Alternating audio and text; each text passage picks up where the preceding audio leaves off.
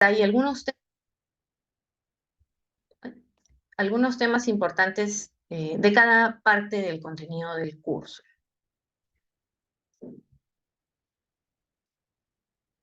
Bien, en principio, el código tributario se está transformando, ¿no? Los procedimientos siguen siendo los mismos que conocemos, ¿no? Los 4 que les mencioné. Pero ¿qué está sucediendo? Actualmente tenemos un proceso de digitalización de estos procedimientos. La notificación electrónica es una realidad de muchos años, ¿no? Y ahora ha hecho que evolucionen ciertos contenidos de nuestro código, ¿no? Por ejemplo, es cada vez más difícil ver realizada o fundada una prescripción, dado que ahora todas las notificaciones, por ejemplo, ¿no? Que antes eran el principal punto por el que podía quizás lograrse una prescripción por la deficiencia en la notificación, ya no está subsanando, ¿no? A través de estas notificaciones electrónicas. ¿Qué otros procedimientos ya son electrónicos en su totalidad? Por ejemplo, la fase de reclamación en SUNAT, ¿no? Ya tenemos un expediente total en reclamaciones que se maneja de forma virtual gracias a la mesa de partes virtual y al propio expediente electrónico en reclamos. Ojo, ¿no? Todavía la instancia de apelación, el Tribunal Fiscal, no tiene un expediente virtual que se una a esta fase de SUNAT. Pero ya está llegando ese momento, ¿no? ¿Qué otra cosa también ha cambiado a raíz de esta notificación electrónica? Los mismos criterios del Poder Judicial. Hace algunos años empezaron a salir algunas sentencias en casación y también del Tribunal Constitucional referidos a la certeza, ¿no?, que debe tener la administración en relación a la notificación de sus actos, ¿no? Y por ejemplo, recordarán ustedes, había una casación, que luego la voy a mencionar más adelante, del 2013, me parece, una sentencia, perdón, del Tribunal Constitucional, que hablaba de la necesidad de que una fiscalización se notificara en el domicilio René, ¿no?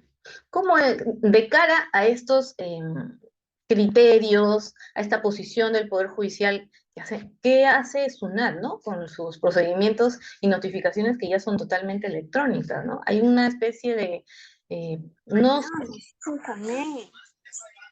sí, lo que está diciendo el Poder Judicial sobre la notificación y lo que se está haciendo actualmente, ¿no? Es una forma masiva de notificación electrónica. Vamos a ir analizando también en el curso un poco de estos cambios.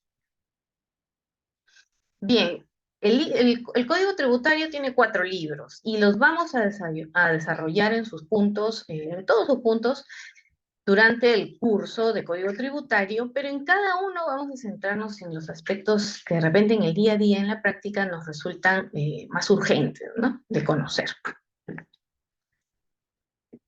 Bien.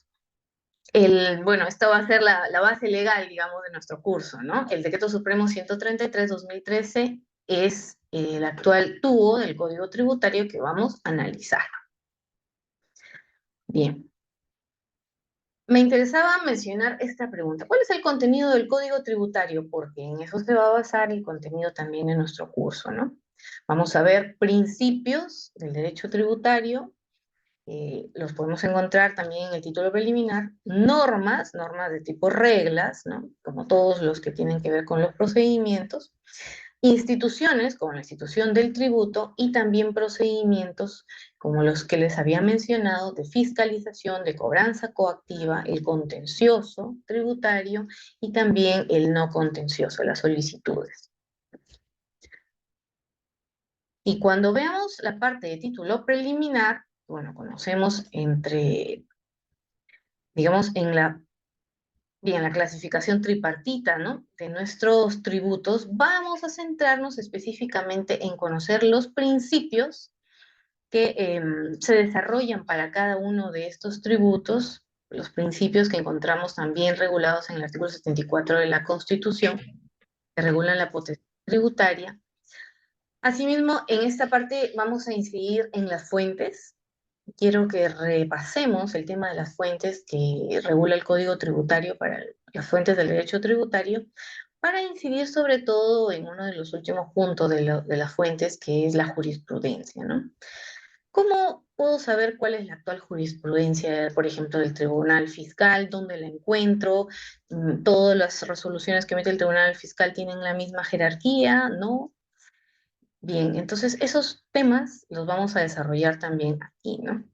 Temas prácticos como cómo buscar esta jurisprudencia, cómo compararla, de dónde la obtenemos, y también en la parte judicial, donde podemos encontrar estas fuentes que nos dan eh, los criterios, por ejemplo, que está sacando la Corte Suprema, el Tribunal Constitucional.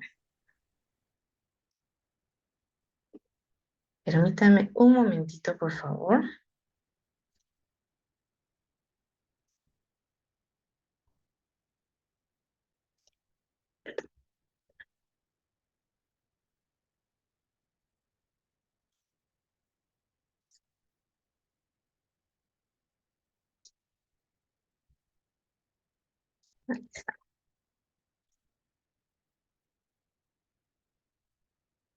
Discúlpenme, espérenme ahí un poco la diapositiva que voy a presentar.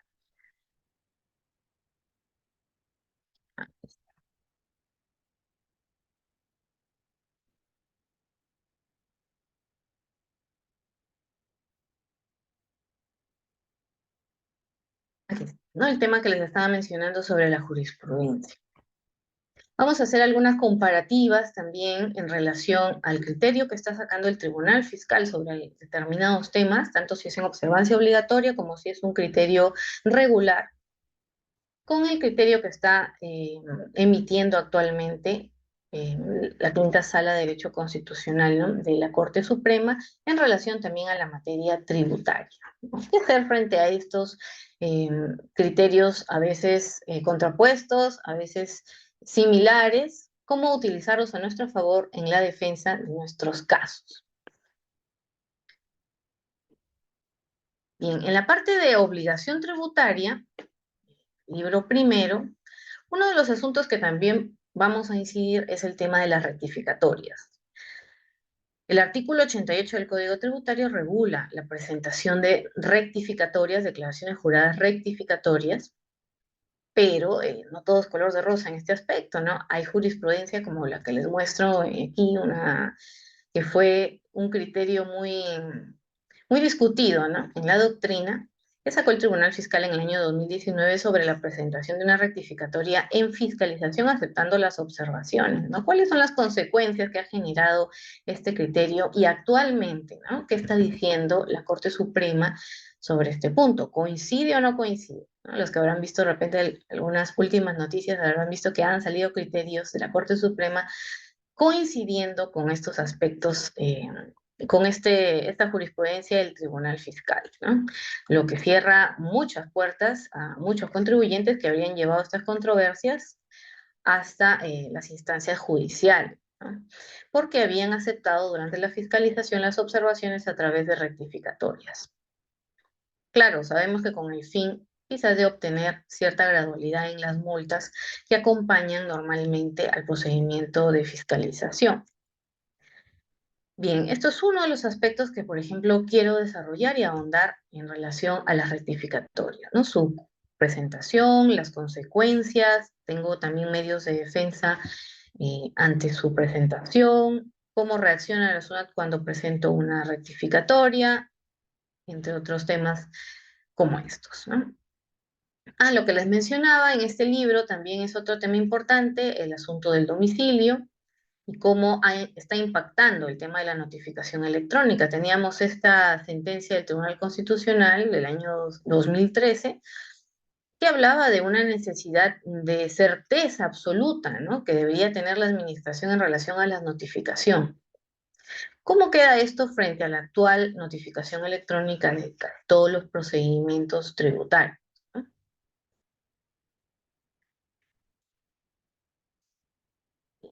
Otro punto importante, la prescripción tributaria también se ve afectada por el tema de la notificación electrónica, ¿no? Es muy difícil actualmente encontrar la posibilidad de una prescripción de la acción de determinar, de imponer sanciones, de exigir, ¿no?, debido a esta constante interrupción de los plazos prescriptorios producto de las notificaciones de SUNAT, que cada vez son más certeras, más confiables porque se depositan en el buzón de los contribuyentes. En cuanto a la administración y los administrados, vamos a hablar de las facultades que tiene también la administración. Vamos a incidir en ello, especialmente en la fiscalización. Tenemos un módulo en el diplomado relacionado a fiscalización tributaria, así que vamos a verlo en líneas generales para que puedan ingresar preparados, digamos, al módulo en específico y poder ahondar con el doctor Leopoldo.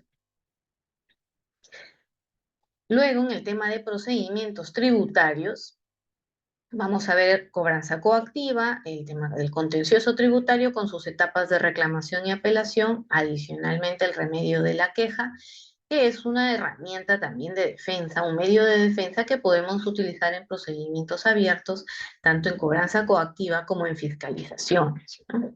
Una herramienta que si sabemos usarla nos puede dar la oportunidad de subsanar durante un procedimiento en curso la cobranza, ¿no? Si es que se está realizando con algún defecto, como también las fiscalizaciones. La queja nos va a servir para poder subsanarlo en el trámite mismo, ¿no? Cuando uno concluye. Por lo tanto, también la podemos considerar como una estrategia de defensa para los contribuyentes. Finalmente, el tema de los procedimientos no contenciosos también ingresará, las solicitudes no contenciosas. En el tema de procedimientos, vamos a revisar el aspecto de la nulidad. Es un punto importantísimo en procedimientos porque es también considerado un medio de defensa, ¿no? Todo acto administrativo que emiten las entidades públicas, la administración tributaria, SUNAT, es una entidad pública. Aquí hay algunos ejemplos de ellas, las órdenes de pago, las resoluciones de determinación, las de multa. Todas deben cumplir requisitos, formas, condiciones, ciertos procedimientos para su emisión, ¿no? Si estamos atentos a cuáles son todos ellos, ¿no? ¿Qué es lo que hace que sea válido este acto? Esta orden de pago, esta resolución de determinación, esta multa, si sabemos lo que lo hace válido, podremos determinar cuándo la administración ha incurrido en vicios, ¿no? Y de esta manera decir que si encontramos un vicio, hemos hallado una causal de nulidad, ¿no? La causal de nulidad más invocada es la del numeral 2 del artículo 109 del Código relacionada al procedimiento, no llevar el procedimiento de acuerdo a ley. Así que si conocemos, ¿no?, al pie de la letra cómo se lleva el procedimiento, tenemos claras todas las etapas en todos los procedimientos que he mencionado, podremos encontrar estas causales, estos vicios de nulidad. Recordemos que esta nulidad va a operar de modo automático, va a ser solo declarativo y no se va a poder subsanar por la administración. Aunque ciertamente cuando, por ejemplo, logramos obtener una nulidad en el procedimiento contencioso, ¿no? Se acepta la nulidad de la resolución apelada, se acepta la nulidad, por ejemplo, de la resolución de determinación, es cierto que va a haber un reiniciar, por ejemplo, el procedimiento de fiscalización, imaginemos, ¿no? Y la administración va a tener la oportunidad nuevamente de realizar los actos necesarios para poder culminar su procedimiento adecuadamente y sin vicios, ¿no? Bien, entonces, ¿son opciones? Sí, son opciones. En algunos casos nos dan más tiempo, en algunos casos nos permiten quizás obtener alguna prescripción. Por eso es importante también tenerlo en cuenta como un argumento de defensa en nuestros recursos impugnatorios. Bien, en el tema de la fiscalización, vamos a desarrollar la definitiva, la parcial, la electrónica, con los plazos que vemos a continuación. ¿Por qué se los menciono? Porque también tenemos criterios de observancia obligatoria relacionados a estos plazos de vencimiento. Por ejemplo, esta del 2020 relacionado a el último requerimiento que se emite en una fiscalización, que es potestativo de la administración, que es aquel que se emite en base al artículo 75 del Código. Este último requerimiento ha tenido también cierto desarrollo interpretativo, como vemos en este criterio recurrente del Tribunal Fiscal.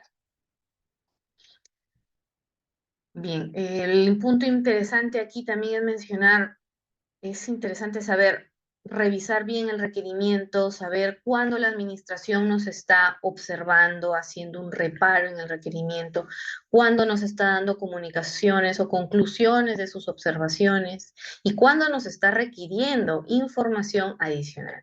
Porque de ello dependerá poder, por ejemplo, determinar la nulidad de aquel requerimiento que, pasado el plazo, el año que habíamos mostrado antes, ¿no? Que tiene la administración para requerir, pasado ese plazo, se ha efectuado de algún tipo, a veces eh, poniéndole el título, ¿no? De requerimiento del artículo 75. Sin embargo, se trata de un requerimiento que está pidiendo información más allá del plazo de fiscalización, ¿no? Tenemos que estar atentos a ello y para eso necesitamos conocer cómo se desenvuelven los requerimientos dentro de un proceso de fiscalización y cómo diferenciarlos, ¿no? El primer requerimiento, los siguientes y también el último emitido en base al artículo 75. Vamos a revisar entonces, como ven, criterio también del Tribunal Fiscal en relación al procedimiento de fiscalización. Acá está un pequeño ejemplo de cómo desarrollamos las clases. Seguramente Mario, que ha estado en alguna clase de código, ha podido ver así a detalle, ¿no? Cómo se lleva un procedimiento de fiscalización, ¿no? Prácticamente abrimos el procedimiento de fiscalización de detalle en detalle, ¿no? De todas las situaciones que podrían suceder dentro del mismo y cómo en cada etapa tenemos criterios de observancia obligatoria, tenemos hasta también un tema de informes de SUNAT relacionados a todo el ítem, ¿no? Del procedimiento de fiscalización. Así que en las clases utilizaremos esta metodología para todos los procedimientos, ¿no? En línea del tiempo y detallando paso a paso cómo va avanzando el procedimiento. Bien, entonces, bueno, ese es un resumen de la parte de procedimiento contencioso que vamos a ver, las etapas, ¿no? Y las distintas instancias a las que podemos acudir para ejercer nuestro derecho de defensa, ¿no? Que es parte del derecho al debido procedimiento. Por ejemplo, aquí vamos a ver al detalle también cómo se lleva un procedimiento de reclamación y esto mismo también, este es un ejemplo solamente de reclamación, cómo se lleva en apelación y queja. ¿Qué es lo que está permitido? ¿Qué es lo que está prohibido en un procedimiento contencioso? En relación, por ejemplo, a la facultad de reexamen, qué permite el reexamen y qué impide el reexamen en estas etapas. Un punto que me causa mucho gusto exponer, digamos, en clases es el tema de los medios probatorios y vamos a analizarlos también en detalle, ¿no? Vamos a conocer este camino que pasa la prueba tributaria. Un camino que actualmente, justo en este mes, ha salido una casación referida exclusivamente al tema de medios probatorios extemporáneos, ¿no? Así que vamos a analizarlo, vamos a ver cómo ha terminado en este precedente vinculante la Corte Suprema y qué consecuencias tiene tanto para la administración como para los contribuyentes, para todos nosotros en el tema de la defensa en nuestros casos. Hay varios artículos involucrados en el tema de medios probatorios, desde el procedimiento de fiscalización, los 75, como también el artículo 125, que es, voy adelantando ya un poco, que es el referido al tribunal contencioso tributario, cuando se debe presentar, hasta qué fecha se permite presentar el los reclamos, cómo son admitidos o no los medios probatorios extemporáneos en la etapa de reclamos, en el artículo 141, donde se pueden ser las reglas para aceptar medios probatorios, y también el artículo 148 para las reglas que se dan en la apelación. Les adelanto, ¿no? Un pequeño adelanto de lo que en la sentencia, la casación ha mencionado recientemente, y es que, si bien es cierto, hay límites temporales para la presentación de medios probatorios, etapa contenciosa, etapa administrativa, hay límites temporales que la administración debe respetar. También es cierto que hay un principio de un uso de oficio, es necesario que la administración también, ¿no?, persiga la verdad material en los casos, ¿no? Persiga la verdad material y el desarrollo de fondo de la materia controvertida. Bien, esta exigencia debido al principio de mundial, debido al principio del uso de oficio, también debido al procedimiento administrativo, para eso que la Corte Suprema admita señales que la administración tributaria puede incorporar medios probatorios extemporáneos de oficio, digamos, ¿no? Podría incorporarlos también. Entonces, aquí hay una ventana, se abre una ventana, como tengo ahí, Doctora, de disculpe, Hay un temporalidad problemita en el audio. se está haciendo, hemos sí tiene problemas en audio. relacionados estuviera ocurrido. Doctora Juliana, Además, la no Corte está Suprema escuchando menciona su para la ponencia. siguiente etapa, no la que ya no es administrativa, sino la judicial, cuando estemos en un Se Doctora proceso. escucha Juliana, entrecortado, doctora Juliana, se escucha entrecortado y hace buen tiempo y no se está escuchando su ponencia, doctora. Disculpen. A ver, voy a reconectar.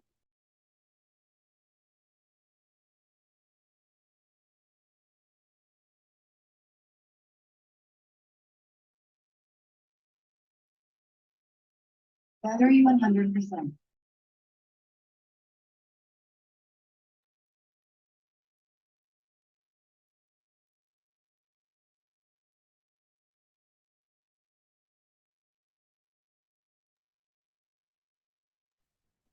A ver, aquí si ya me pueden escuchar bien.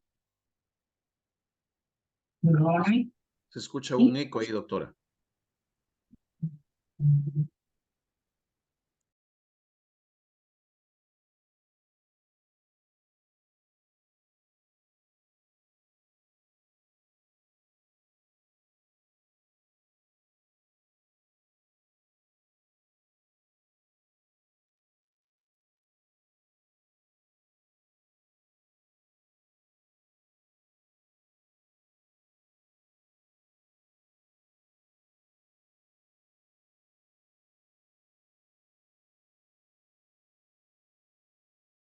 Ahora sí, creo que sí.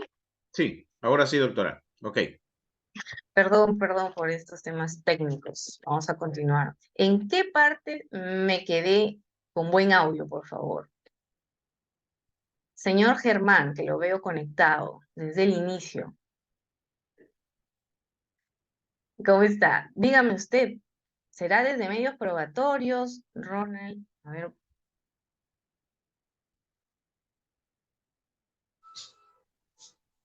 bueno, voy Sí, de a... medio probatorios. Ahí. Ya, Medio probatorios. gracias. Muchas gracias. A ver, vamos a ver ese puntito de medios probatorios. Ajá. Bien, les comentaba que este punto me interesaba bastante desarrollar en las clases porque actualmente se ha presentado, será pues hace algunas semanas, una casación, ¿no?, de la Corte Suprema relacionada a la posibilidad, fíjense ustedes, de admitirse, introducirse al proceso administrativo medios probatorios extemporáneos. Entonces, la pregunta es, ¿cómo, no? ¿Cómo puedo hacer que se presente un medio probatorio extemporáneo? La pregunta sobre todo sin la necesidad de pagar, ¿no? Porque hay que pagar la deuda tributaria. Y los pongo ahorita el artículo relacionado, según el artículo 141, para que un medio probatorio extemporáneo, ¿no?, que me han solicitado quizás en fiscalización y no lo presenté, ahora lo quiero presentar en la etapa de reclamación, ¿no? No lo hice y no tengo forma de acreditar que no fue por una causa imputable, ¿no? Entonces, debo pagar para la deuda tributaria vinculada, relacionada a este medio probatorio para poder, para que sea admitido dentro del proceso, ¿no?, del procedimiento.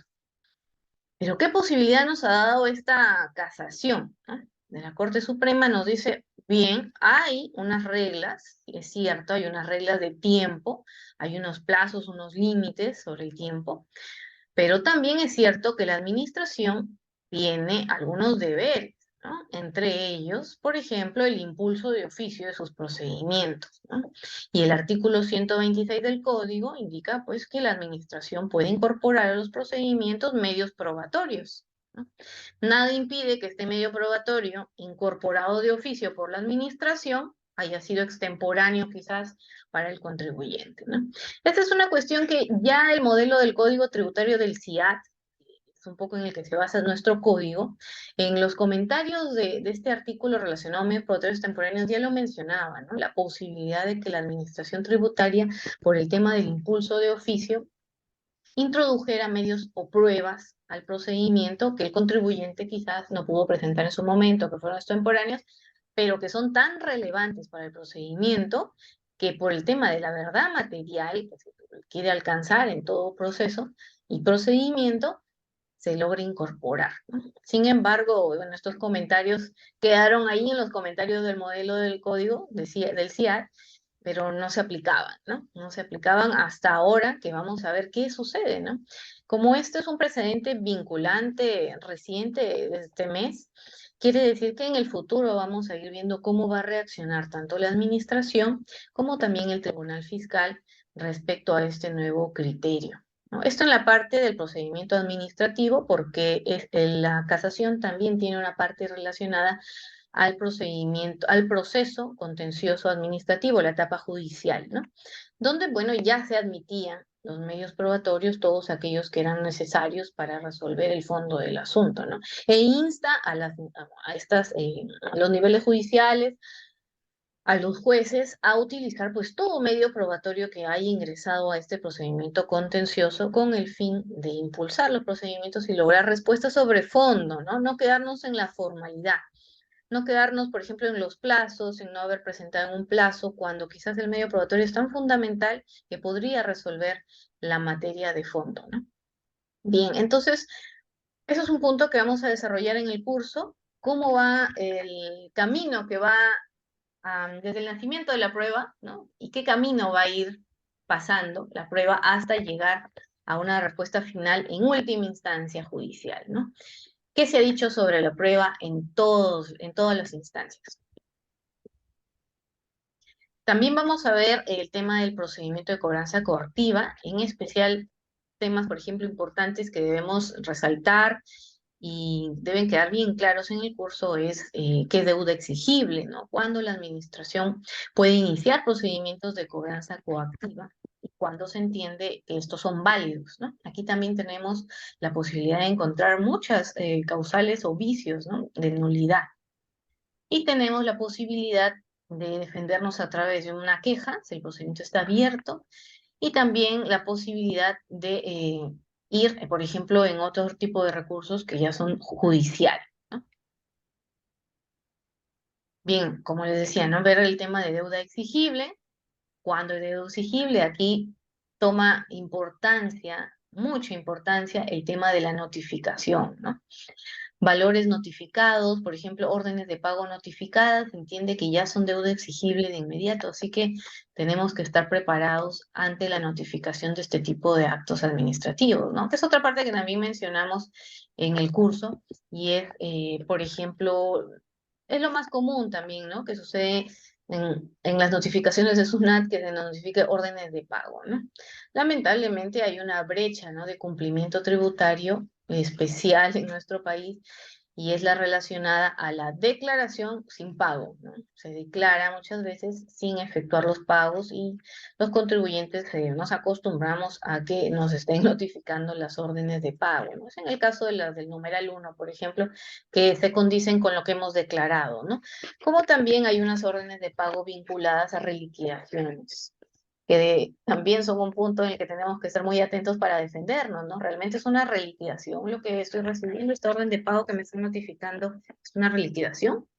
¿O será una determinación quizás? Porque tenemos criterios del Tribunal Fiscal, ¿no? Tenemos jurisprudencia al respecto, que también señalan que no todos los casos, ¿no? A veces nos notifican una orden de pago 78, del artículo 78, numeral 3, que parece una liquidación, sin embargo, está modificando la determinación que hicimos, ¿no?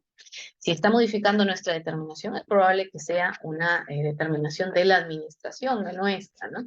Por lo tanto, no califique como una reliquidación, ¿no? Podría haber una nulidad aquí, podría haber una revocatoria del valor, esos puntos los vamos a analizar también cuando veamos un poco de cada tipo de valor. Bueno, aquí creo que me estoy adelantando al decir valor, pero cuando ustedes se familiaricen con el tema, por ejemplo, de la deuda tributaria, ya asumirán que deuda tributaria es sinónimo de valores, ¿no?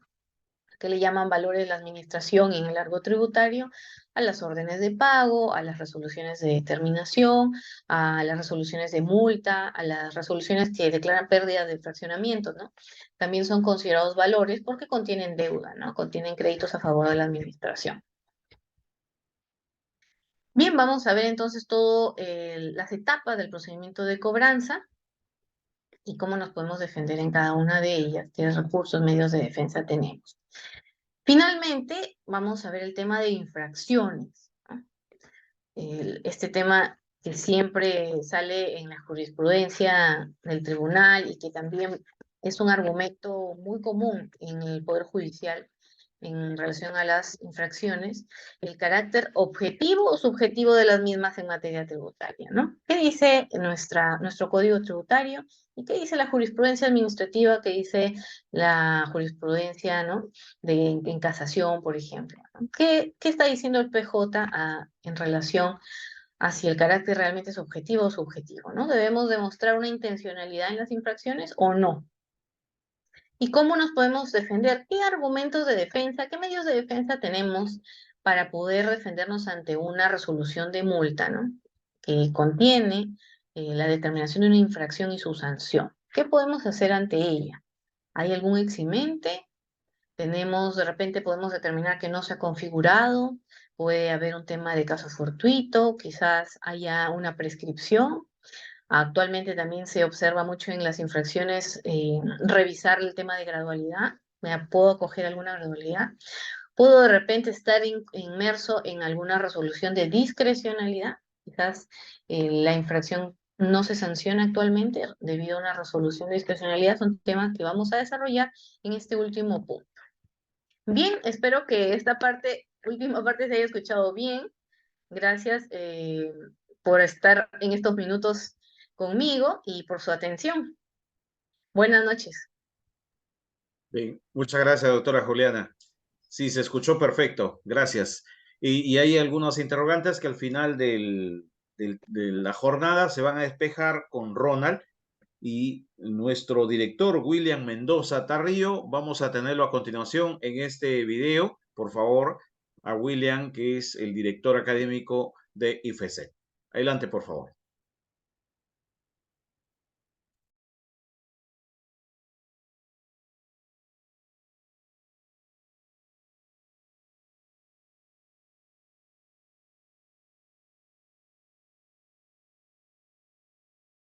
Bien, no se escucha el audio, pero nuestro director William Mendoza se dirige pues a ver,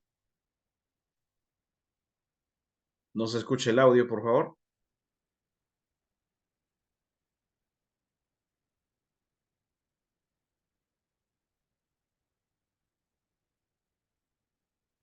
Bien, William nos trae un saludo y un poco el perfil de este diplomado, fiscalidad tributaria, que estamos precisamente en esta clase introductoria con nuestros dos invitados el día de hoy y toda la plana docente, que es una plana de calidad con mucha experiencia, que va a tener a cargo el dictado de los cursos de toda la parte académica para todos los interesados. Hay que recordarle a todos los amigos que están participando en esta clase introductoria, al final de esta jornada se va a brindar toda la información de el acceso a eh, este diplomado. Bien, vamos a presentar entonces a nuestra siguiente invitada en esta noche, estimados amigos, la doctora Fiorella Prada Montalbán. Ella es auditora tributaria con más de 11 años de experiencia laboral, con posgrado en la Universidad Nacional de Trujillo en la especialidad de tributación, con amplios conocimientos ejecutando procedimientos de fiscalización a grandes empresas en el Perú. Ella va a tener a cargo el módulo impuesto a la renta. Así que vamos a recibir a la magíster Fiorella Prada Montalbán. Buenas noches, magíster.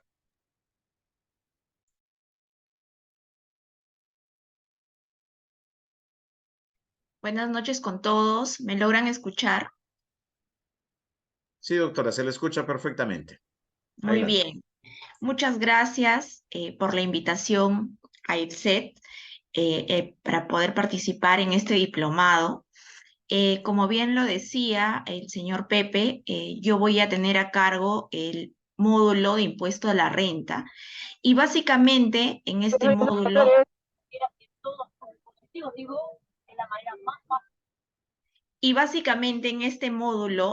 lo que vamos a revisar es no solamente el impuesto a la renta de tercera categoría, sino también que vamos a revisar el módulo de impuesto a la renta de personas naturales, revisando las distintas rentas de primera, segunda, cuarta y quinta, las cuales han tomado importancia en los últimos ejercicios y creo que se siente más en los últimos meses, dado que hay una fiscalización que está siendo llevado a cabo por la Administración Tributaria respecto al tema de incremento patrimonial en el caso de personas naturales. Entonces, todos estos temas los vamos a revisar en el diplomado y la metodología de trabajo es no solamente exponerles lo que señala la ley del impuesto a la renta y el reglamento, sino también revisar la distinta jurisprudencia acerca de estos temas. Revisamos también casaciones que hubieran respecto a distintas controversias y los informes, cartas, oficios que haya emitido la propia administración tributaria. En el caso del impuesto a la renta, que es un tema de tercera categoría, que es una categoría mucho más amplia y que tiene muchos más temas por tratar, vamos a empezar revisando las teorías del impuesto a la renta, que son el pilar fundamental para determinar si un determinado ingreso generado por algún contribuyente califica o no como un ingreso que deba ser grabado como renta de tercera categoría, o incluso estas teorías del impuesto a la renta se aplican también para las rentas de personas naturales. Además de esto, vamos a revisar, por supuesto, las normas relacionadas al costo computable, a los gastos deducibles y no deducibles, al tema de los créditos que se pueden aplicar contra el impuesto a la renta en la determinación de la renta anual, la aplicación de las pérdidas tributarias. Vamos a hablar también de un tema que está muy vigente desde hace algunos años, y es que en las fiscalizaciones del impuesto a la renta, cuando la Administración Tributaria emite las resoluciones de determinación por el impuesto a la renta propiamente dicho, emitiendo además las resoluciones de determinación de pagos a cuenta, hay un tema más que es el tema del impuesto de la tasa adicional o el impuesto a los dividendos, que se aplica en casos particulares como reparos por fehaciensia, por ejemplo. La Administración Tributaria en los últimos años no solamente está girando resoluciones de determinación de renta de tercera categoría, sino que además, en caso de que dentro de ese procedimiento de fiscalización los contribuyentes no hayan logrado demostrar, por ejemplo, la fehaciencia de algún gasto, este gasto no fehaciente va amarrado a una resolución de determinación más, que sería la famosa resolución de determinación de tasa adicional o de distribución indirecta de utilidades. Entonces, todos estos temitas los vamos a revisar en el diplomado y, como les decía, la metodología es siempre revisar la norma y las distintas interpretaciones que se le hayan dado a esta en las distintas instancias, ya sea en el Tribunal Fiscal o en el Poder Judicial, en el caso de que hayan algunas casaciones al respecto. El día de hoy quisiera compartir con ustedes el tema de el arrastre de las pérdidas tributarias. Vamos a dar un adelanto de lo que vamos a revisar a profundidad en el diplomado y voy a compartir mi material. Me esperan un minuto, por favor.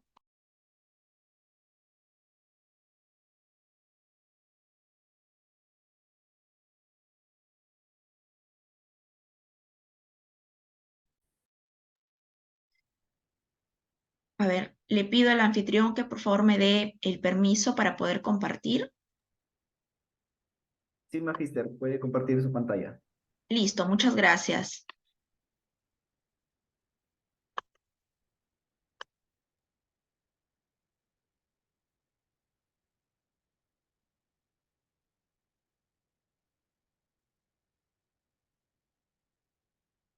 Listo, ¿me confirman por favor si ya se puede ver? Sí, Magister, ya se puede ver. Listo, muchas gracias. Entonces, como les decía, vamos a hablar de manera introductoria acerca de las pérdidas tributarias arrastrables en el caso de la determinación del impuesto a la renta de tercera categoría. Como bien sabemos, cuando nosotros determinamos el impuesto, podemos determinar utilidad o pérdida.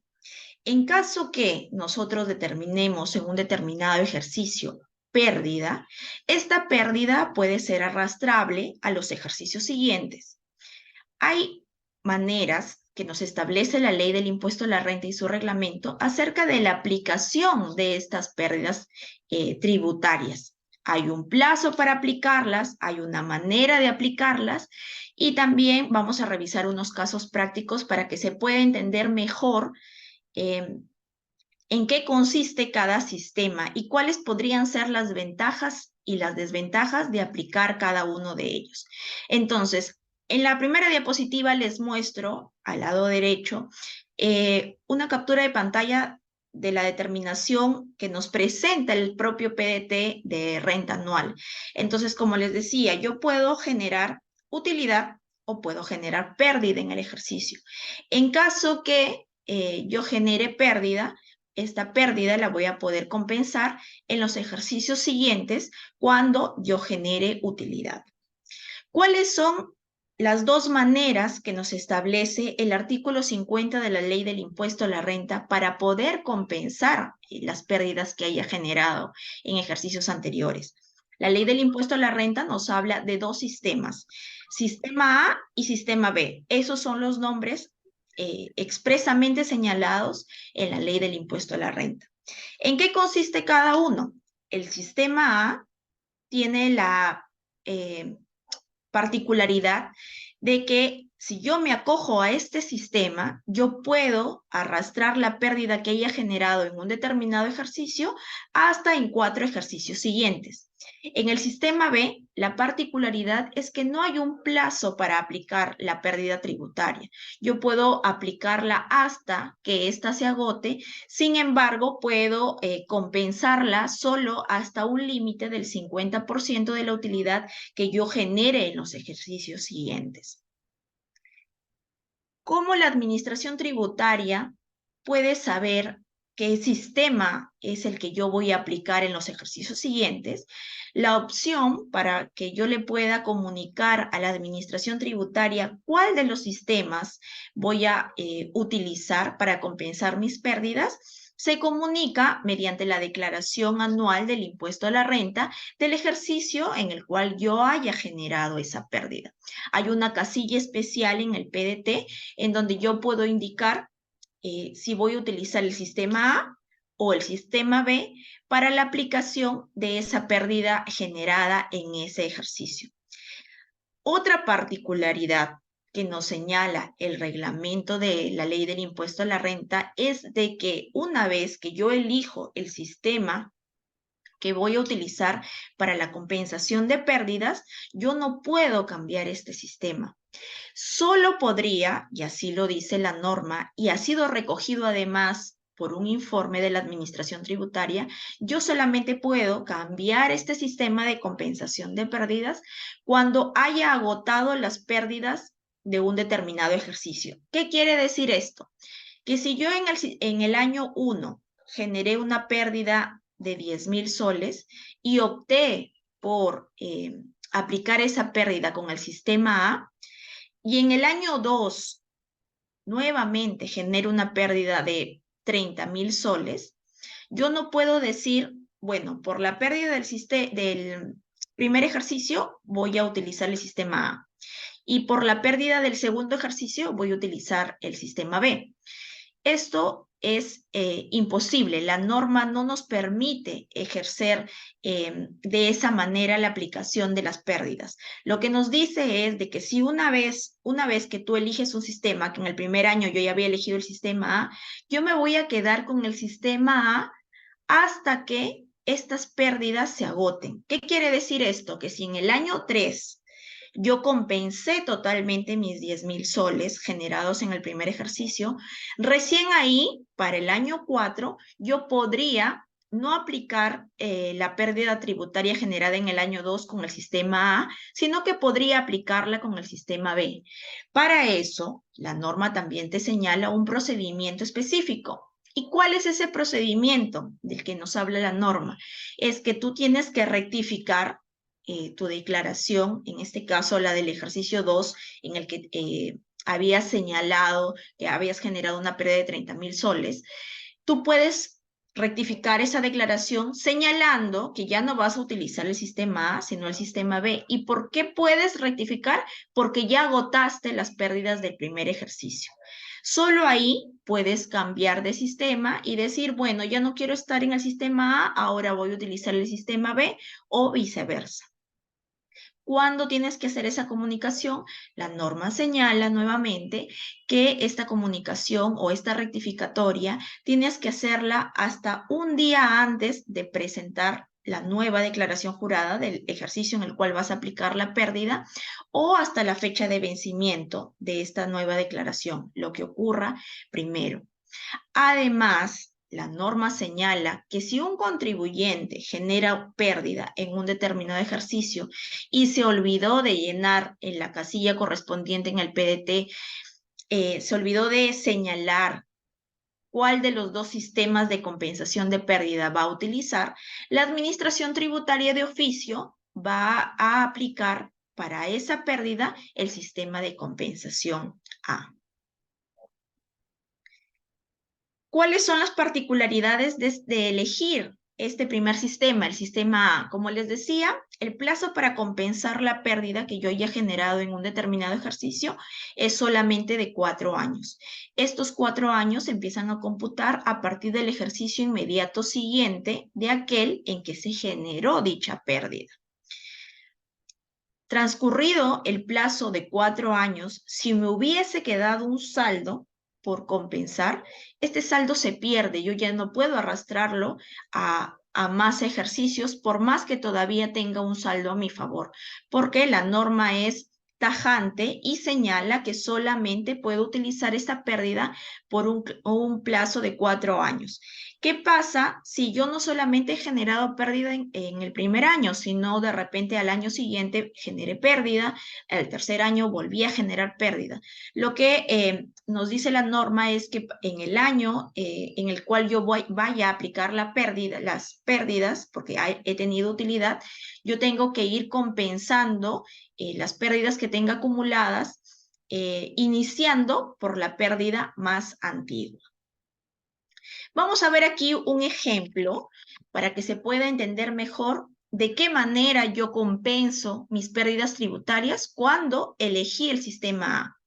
Vamos a suponer que una empresa genera en este año una pérdida de 15.000 soles. Como he optado por el sistema A, estos 15.000 soles yo los puedo arrastrar por un plazo de hasta 4 años. ¿Qué quiere decir? Que en el año 1, tal como se ve en la diapositiva, vamos a suponer que el contribuyente genera una renta neta de 1.000 soles. Como yo tenía un saldo de 15.000 soles que he generado en el año anterior, yo voy a poder compensar esta renta neta y en consecuencia no voy a tener impuesto por pagar. Por el contrario, aún me va a quedar un saldo por aplicar de 14.000 soles que lo voy a llevar al año siguiente. En el año 2, vamos a suponer que este contribuyente genera ahora una utilidad de 1.200 soles. Entonces, como tenía todavía un saldo de 14.000, nuevamente compenso, no pago impuesto y me queda un saldo de 12.800 que nuevamente voy a llevar al año 3. En el año 3, este contribuyente genera una utilidad de 950. Sin embargo, como todavía tiene un saldo por compensar de pérdidas de 12.800, nuevamente no tendría impuesto a pagar. Por el contrario, tendría todavía un saldo de 11.850. En el año 4, este contribuyente genera una utilidad de 1.500 soles y estos 1.500 son compensados con el saldo de pérdidas que el contribuyente tenía, que para este caso en particular es de 11.850 soles. ¿Qué pasa en el año 4? El contribuyente todavía va a generar un saldo de 10.350 soles. Sin embargo, como el contribuyente optó por aplicar la pérdida con el sistema A, estos 10.350 no pueden compensarse en los ejercicios siguientes.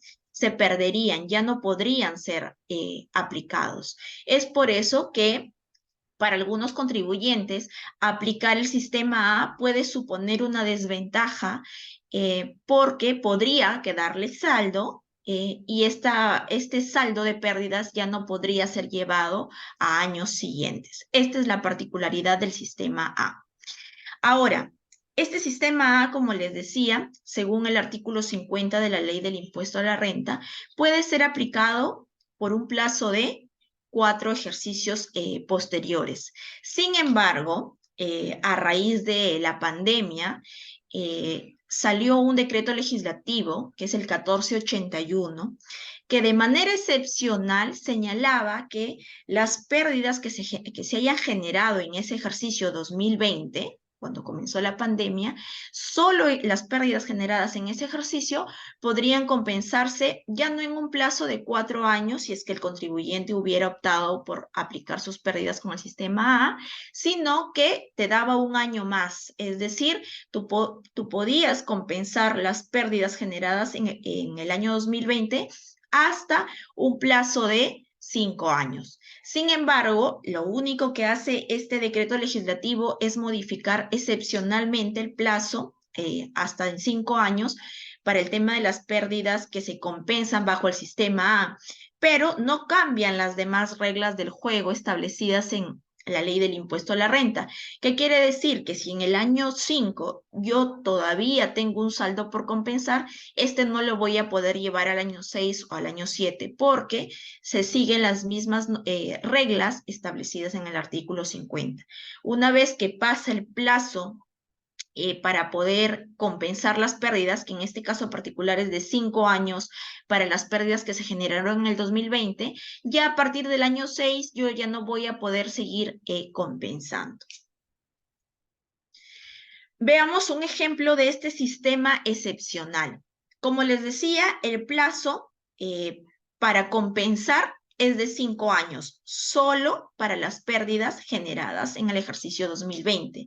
En este caso, vamos a suponer que este contribuyente en el año 2019 generó una pérdida neta de 140.000 soles, porque generó una pérdida contable, digamos, de 170.000, pero cuando sumé las adiciones y quité las deducciones, tenía finalmente una renta neta, que sería una pérdida tributaria de 140.000 soles. Estos 140.000 son los que yo voy a llevar a los años siguientes. Ojo que estamos en el año 2019. Si el contribuyente optó en el año 2019 por aplicar el sistema A, estos 140.000 solamente podrían ser arrastrados por 4 ejercicios. En el año 2020, vamos a suponer que ahora el contribuyente genera nuevamente una pérdida tributaria después de adiciones y deducciones de 1.145.000 soles. Esta pérdida de 1.145.000 soles, como ha sido generada en el 2020, esta puede ser arrastrada hasta por un plazo de 5 años, según la normativa especial para este ejercicio. Ahora, siguiendo con el ejemplo, en el 2021 el contribuyente va a generar una utilidad o una renta neta más bien de 122.200 soles para el ejemplo. ¿Qué es lo que tiene que hacer primero? Como les decía, hay un orden de prelación. Yo tengo que ir compensando la deuda o la pérdida tributaria más antigua. ¿Qué quiere decir? Que si en el año 2021 yo generé 122.200 de renta neta, yo voy a compensar esa renta neta con la pérdida que viene del primer año, que en este caso es el año 2019. Como en el año 2019 yo generé una pérdida de 140.000 soles, al compensarla con los 122.200 soles, no voy a tener renta o impuesto por pagar en ese ejercicio 2021. Ahora, en el año 2022, vamos a suponer que nuevamente el contribuyente genera una renta neta de 386.000. Todavía me quedaba un saldo de 17.800 correspondiente a la pérdida del año 2019, porque en el 2019 tenía una pérdida de 140.000 soles, compensé en el 2021 122.200 y me quedaba todavía un saldo de 17.800. Ese saldo es el primero que yo voy a aplicar para el ejercicio 2022, porque acordémonos que vamos compensando de la más antigua a la más nueva. Ahora, tengo para el año 2022 también la compensación, pero ahora de la pérdida del 2020, que fue de 1.145.000. Para la aplicación de esta pérdida, yo voy a aplicar para el ejercicio 2020, para el ejercicio 2022, pérdida que viene del 2020 por 368.200, de tal manera que en el ejercicio 2022 nuevamente no voy a pagar un impuesto. En el ejercicio 2023, nuevamente el contribuyente genera una renta de 443.000 soles y ahora sigo compensando la renta, la pérdida generada en el 2020. Entonces, esta modalidad de la pérdida del año 2020, habíamos dicho que tiene un plazo de 5 años. ¿Desde cuándo se empiezan a computar esos 5 años? Desde el ejercicio inmediato siguiente. ¿Qué quiere decir? Que yo voy a computar los 5 años desde el 2021, 2022, 2023, 2024, hasta el 2025. En el 2021, si ustedes se dan cuenta en el ejemplo, el contribuyente no está compensando pérdida del 2020 porque primero tuvo que agotarlas del 2019. ¿Podría yo decirle a la administración tributaria, como en el 2021 yo no he aplicado la del 2020, yo voy a empezar a computar mi plazo de 5 años desde el 2022, de tal manera que yo podría compensar hasta el 2026? Y la respuesta sería que no, porque la norma tributaria, o la ley del impuesto a la renta, señala expresamente que el cómputo del plazo comienza desde el ejercicio inmediato siguiente a aquel en que se generó la pérdida. Así no hayas tenido en 2021 aplicación de la pérdida del 2020, desde ese primer ejercicio es que se empieza a computar los 5 años. Para el ejemplo, estos 5 años se agotan en el 2025 y ya en el 2025, una vez que yo agoto las pérdidas aplicadas del 2020, el contribuyente, para el caso de este ejemplo, tendría una renta neta imponible sobre la cual tendría que pagar, calcular el impuesto a la renta de 138.400.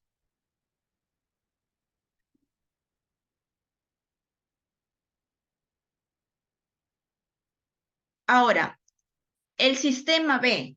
El sistema B, como les señalaba, tiene la particularidad de que no tiene un plazo para que el contribuyente pueda aplicar sus pérdidas, sino que digamos que el plazo es ilimitado hasta que la pérdida se agote. Sin embargo, no puedo compensar el 100% de mi renta neta anual obtenida, como en el caso del sistema A, sino que yo solamente puedo compensar la mitad, es decir, el 50% de esta renta neta. Nuevamente, yo puedo ir acumulando los saldos, pero en el momento de aplicarlos, tengo que seguir el orden de prelación aplicando la pérdida más antigua, desde la más antigua hacia la más nueva.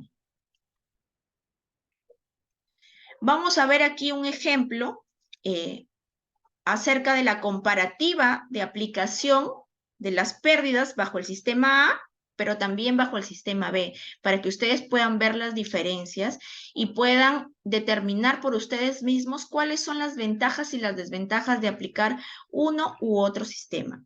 En el sistema A, vemos que en el año de inicio, el contribuyente generó una pérdida del ejercicio de 90.000 soles.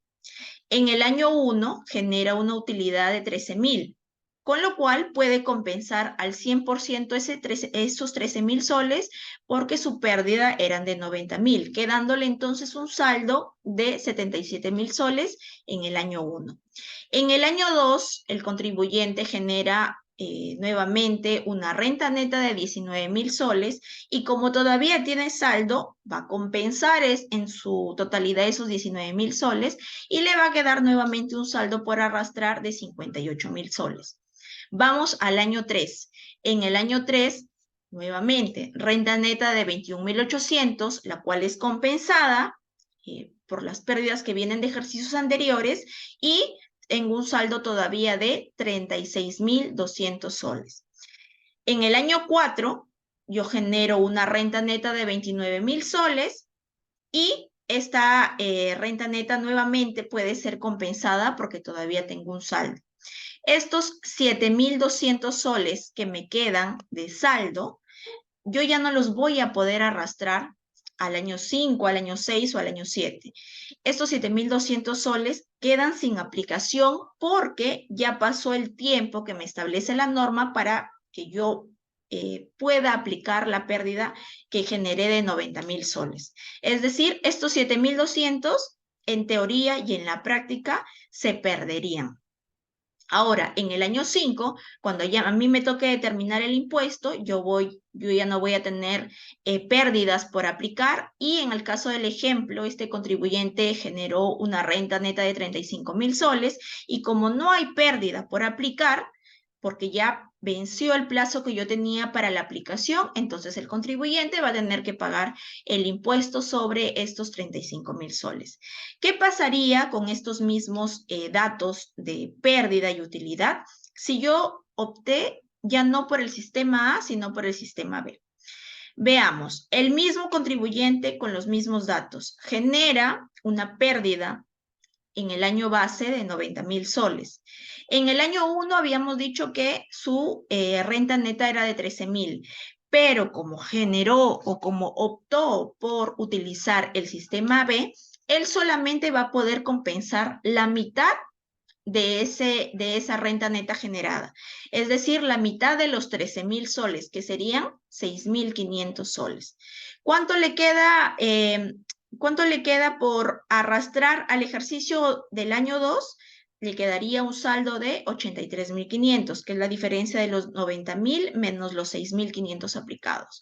Ojo que en este ejercicio o en este año 1, el contribuyente está generando una renta neta de 13.000 soles y está aplicando 6.500 soles, lo que quiere decir que sobre los 6.500 restantes, él va a pagar impuesto.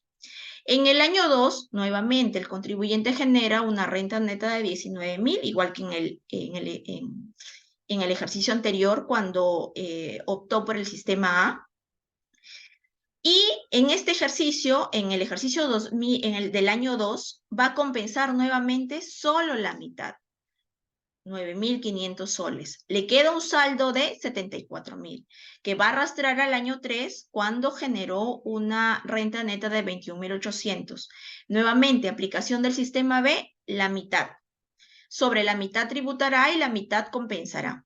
Le queda un saldo de 63.100 soles. Y estos 63.100 soles pueden seguir siendo arrastrados hasta el plazo en que yo agote este saldo. Como vemos en el ejemplo, este saldo recién se agota en el año 7, cuando el contribuyente generó una renta neta de 38.500 y aplicó los 14.600 que le quedaban todavía por arrastrar de los años anteriores.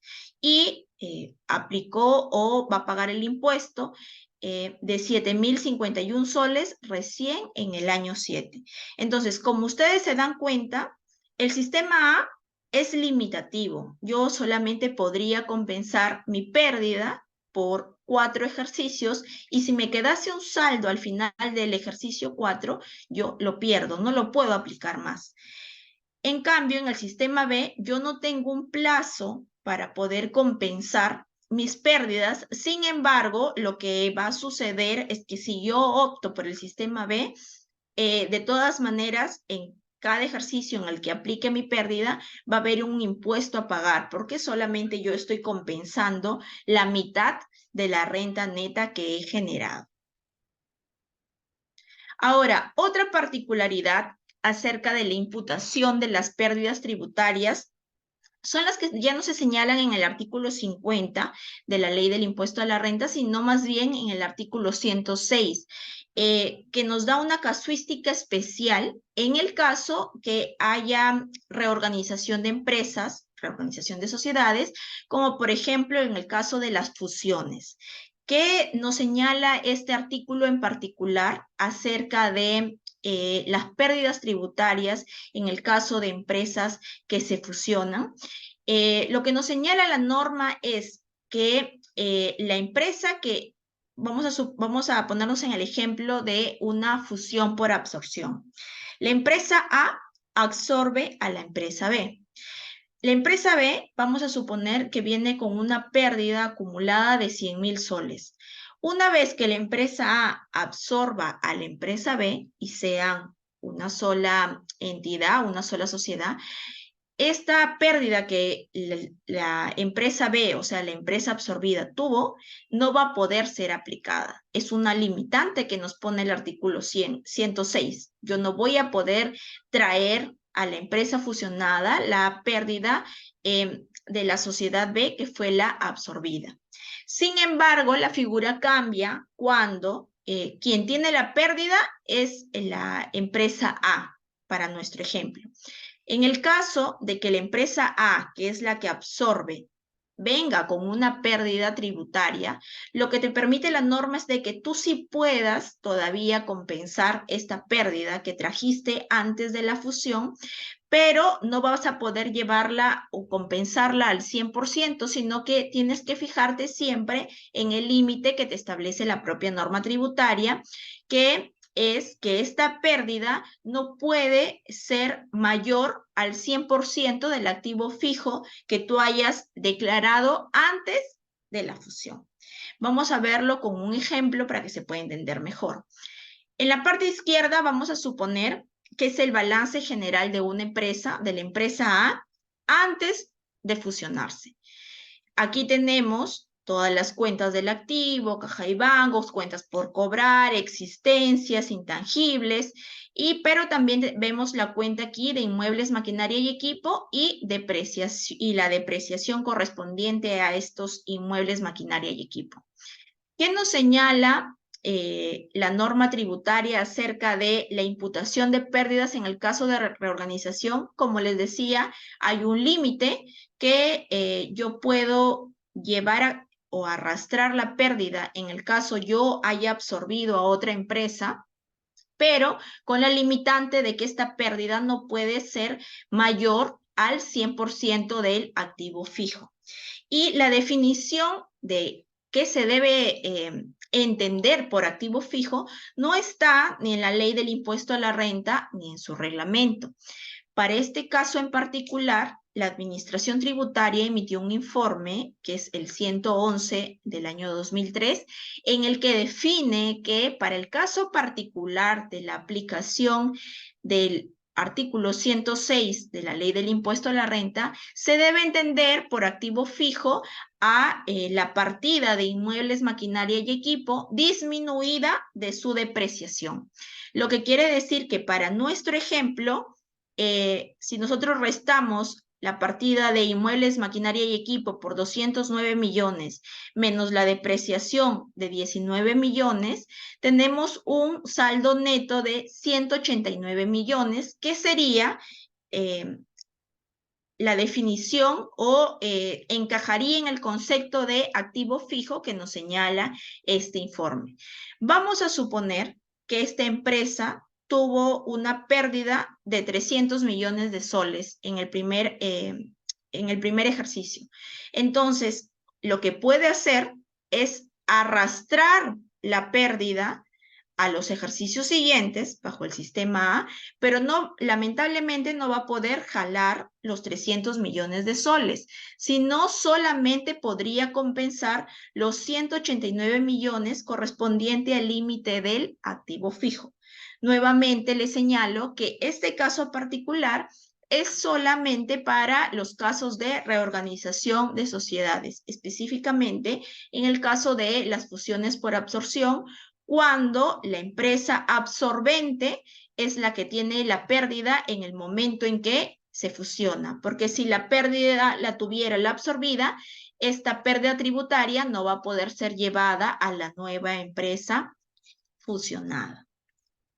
Entonces, esta va a ser la manera en la que nosotros vamos a evaluar cada artículo en particular de la ley del impuesto a la renta. Vamos a ver en el diplomado muchos casos prácticos para que el entendimiento de cada artículo de la ley del impuesto a la renta pueda ser más fácil, porque hay muchas veces hay controversias que se presentan alrededor de la aplicación de cada artículo en particular. Y estas controversias muchas veces son resueltas en el plano de la administración tributaria, cuando ésta emite informes o cartas u oficios que son de carácter público, o en el plano ya de lo contencioso en el Tribunal Fiscal. El Tribunal Fiscal también se pronuncia de en diversa jurisprudencia acerca de las controversias entre la administración tributaria y los contribuyentes. Y en algunos casos, cuando los contribuyentes no están todavía satisfechos con la respuesta que les da el Tribunal Fiscal, pueden ir incluso al Poder Judicial y luego el Poder Judicial emite una casación respecto a ese caso en particular y vamos a revisar también casaciones acerca de ciertos artículos de la ley del impuesto a la renta y de su reglamento, tanto para las rentas de personas naturales como para las rentas de tercera categoría. Y aquí les quería mencionar justamente alguna jurisprudencia en torno a la aplicación de las pérdidas tributarias y es la correspondiente a la ejecutoriedad de los actos administrativos. ¿Qué pasa cuando la administración tributaria me fiscaliza? Vamos a suponer el año 2020 y determina que si yo había declarado inicialmente una pérdida de 100,000 soles, con la fiscalización que me hace la administración tributaria, me dice, tu pérdida no asciende a 100,000 soles, sino solamente son 20,000. Me repara 80,000 soles de pérdida. Sin embargo, yo ya declaré el año 2021 y yo en el 2021 he aplicado mis 100,000 soles que había determinado de manera original. ¿Qué pasa cuando la administración tributaria me fiscaliza al año siguiente, 2021, y me dice, bueno, esta pérdida que tú tienes aquí arrastrable del año 2020 por 100,000 soles es incorrecta porque yo ya determiné y ya te notifiqué una resolución de determinación en la que te digo que esos 100,000 soles son inexistentes, que solamente tu pérdida asciende a 20,000 soles. ¿Y qué pasa? ¿Cuál es la controversia? El contribuyente dice, no me puedes reparar en el año 2021 esta pérdida que yo traigo del ejercicio 2020 porque yo todavía estoy discutiendo la resolución de determinación de la administración tributaria ante la propia administración tributaria vía reclamos o ante el Tribunal Fiscal vía apelación.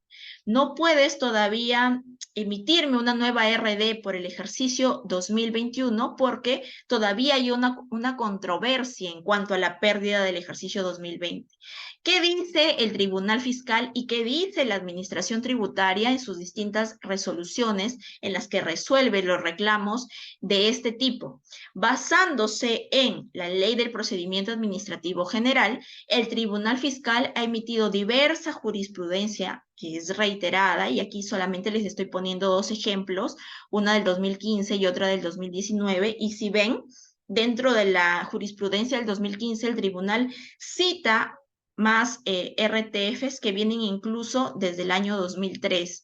¿Y qué señala el Tribunal Fiscal? Y lo señala también la Administración Tributaria en las resoluciones de intendencia que resuelven los reclamos de los contribuyentes. Dice, En función a lo que señala la Ley del Procedimiento Administrativo General, todo acto administrativo emitido por SUNAT, en este caso, en el cual te está determinando cuáles son las verdaderas pérdidas tributarias que tú tienes, estas pérdidas tributarias o estos actos administrativos sirven de base a la administración tributaria para los ejercicios siguientes, en tanto no haya una resolución expresa que revoque la determinación de la administración tributaria. Este acto es firme y tiene todos los efectos para que yo pueda, como administración tributaria, seguirte reparando esta pérdida arrastrable que tú llevaste a los años siguientes. Entonces, el hecho de que tú estés en una etapa de reclamación o apelación no le impide a la administración tributaria que en su facultad de fiscalización tome como referencia esta resolución de determinación que para el ejemplo habíamos dicho disminuye la pérdida tributaria para que esta nueva pérdida tributaria determinada ya por la administración tributaria pueda ser arrastrada a los ejercicios siguientes. Entonces, mucho cuidado con eso porque los argumentos siempre de los contribuyentes para defenderse en un proceso de fiscalización cuando la administración tributaria toma como base las resoluciones de determinación de los ejercicios siguientes es justamente decir, no la tomes porque todavía estoy en etapa de reclamación, en etapa de apelación. Sin embargo, esta controversia ha sido ya zanjada en diversa jurisprudencia del Tribunal Fiscal, donde le da la razón a la administración tributaria y se señala que mientras no haya un pronunciamiento expreso que revoque esta resolución de determinación, esta se convierte en un acto firme. Y el hecho de que incluso puedas estar todavía en proceso de judicialización de esta deuda ante el Poder Judicial, eso no impide que la administración tributaria o el Tribunal Fiscal sigan tomando en cuenta estas resoluciones de determinación por el principio de la ejecutoriedad de los actos administrativos. Otra controversia es acerca de las pérdidas tributarias de ejercicios prescritos, y esta es una RTF del año 2018 que resuelve justamente esta controversia en torno a la aplicación o al arrastre de estas pérdidas a los ejercicios siguientes cuando estás en un proceso de fiscalización y la administración tributaria verifica ejercicios que incluso ya están prescritos, pero que tienen efecto en el ejercicio que la administración tributaria te está fiscalizando. ¿Qué había pasado en este caso en particular? Es una RTF del año 2018 que resuelve la controversia de un contribuyente respecto a la determinación del impuesto del ejercicio 2005. Cuando SUNAT empieza a fiscalizar a este contribuyente, dice, bueno, en la casilla de pérdidas tributarias de ejercicios anteriores, tú tienes declarado un determinado monto. Entonces voy a verificar que ese monto que tienes en la casilla de pérdidas de ejercicios anteriores sea el correcto. Entonces la administración tributaria revisa desde el origen esa pérdida y dice, mira, en los ejercicios del 2000 al 2003, cuando has ido acumulando esta pérdida, yo veo que tú has declarado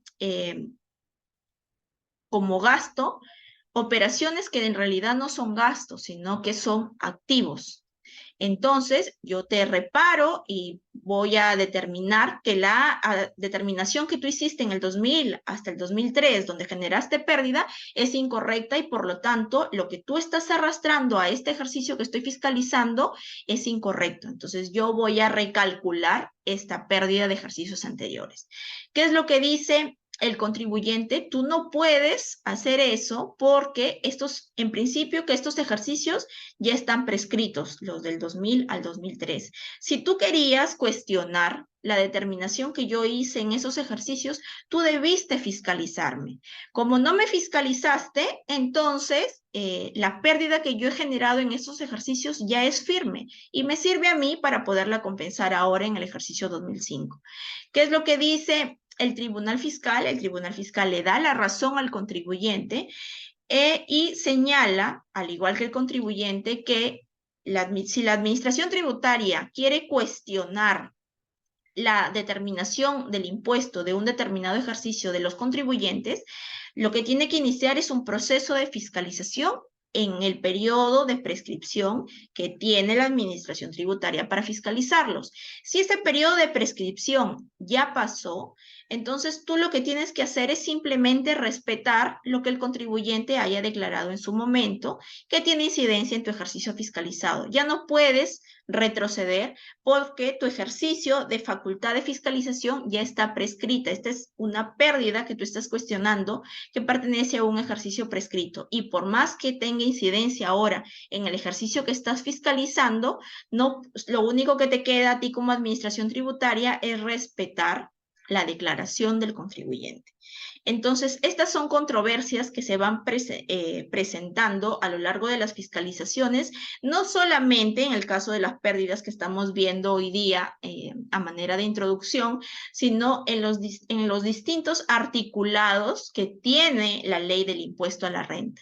Entonces, como les decía, la dinámica de trabajo dentro del diplomado es revisar muchos casos prácticos y mucha jurisprudencia para que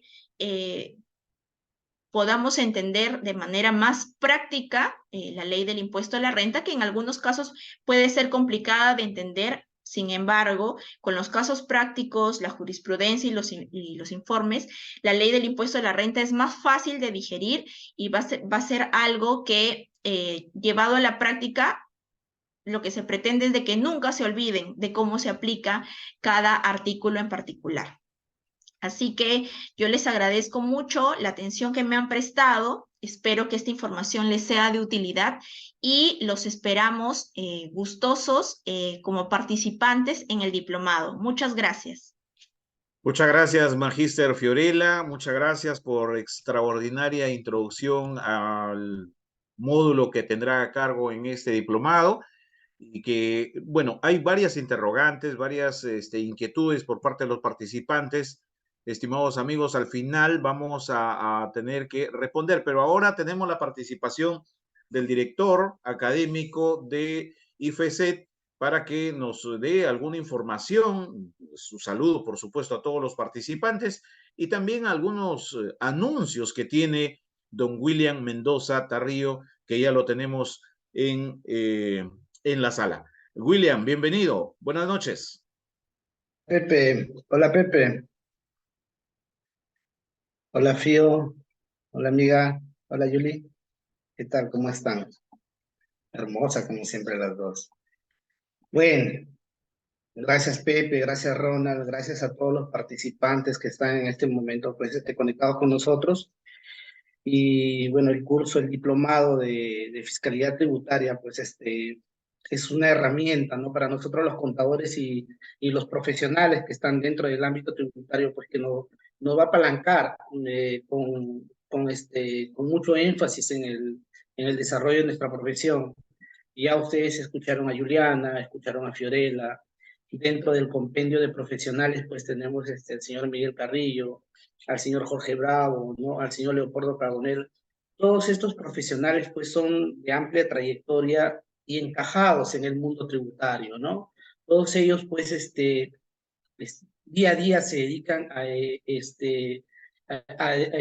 resolver problemas tributarios, ¿no? Tanto dentro de la administración o de las instituciones donde trabajan o fuera de ellas, ya que cada uno de ellos pues ha estado dentro de la administración tributaria y conoce el manejo de las normas y el teje y maneje de cómo poder usarlas, ¿no? En beneficio del contribuyente sin afectar